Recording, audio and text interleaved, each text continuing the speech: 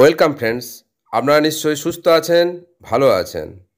EDC vote কিভাবে দেবেন এবং এই ইডিসি ভোট 17A-তে কীভাবে এন্ট্রি করবেন তার ভিডিও লিঙ্ক ডেসক্রিপশন বক্সে দেওয়া আছে এবং আই বাটনে দেওয়া আছে, চাইলে দেখতে পারেন।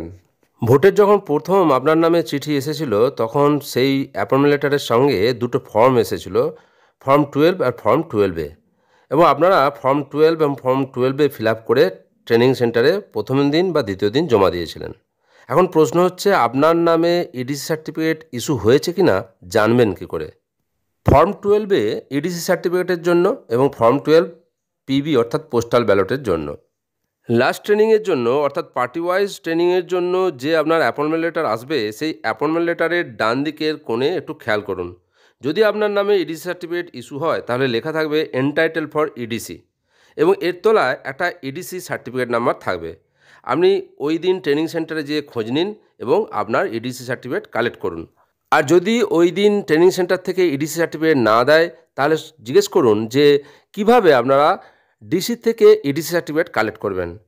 ইডিসি সার্টিফিকেট পেয়ে গেলে ভোটের দিন আপনার যে বুথে ডিউটি পড়ছে সেই বুথে নির্দিষ্ট নিয়ম মেনে ইডিসি ভোট দিয়ে ফেলুন।